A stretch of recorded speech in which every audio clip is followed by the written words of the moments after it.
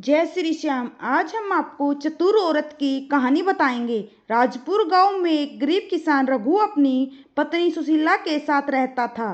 रघु भोला था, दूसरों पर जल्दी विश्वास कर लेता था, लेकिन सुशीला बड़ी तेज और बुद्धिमान और दूरदर्शी थी।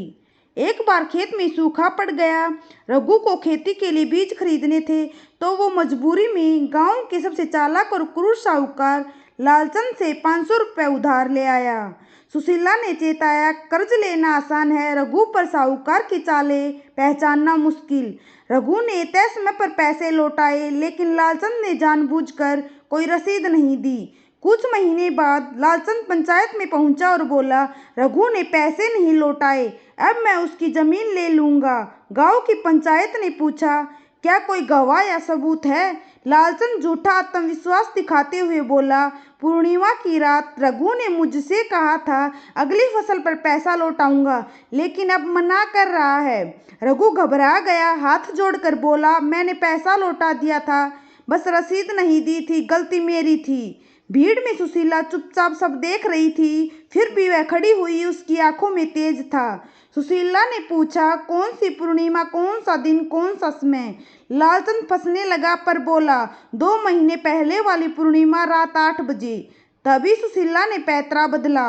वह बोली, उस दिन तो लालचंद खुद बुखार में तप रहे थे और हमारे घर से पंडित जी को बुलाया गया था।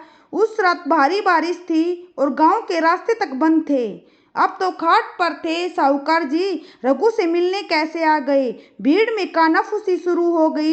पंडित जी की भी खड़े हुए और बोले, हाँ, मैं दवाई लेने गया हुआ था। अब सबकी नज़र लालचंद पर गई, पसीने से घबराया हुआ चेहरा।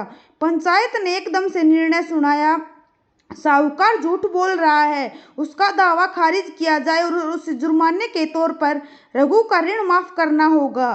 सुशीला ने भीड़ की तरफ देखा और कहा, औरत अगर चुप है तो कमजोर नहीं, वो वक्त आने पर उस चट्टान को भी हिला सकती है जो खुद को पहाड़ समझता है।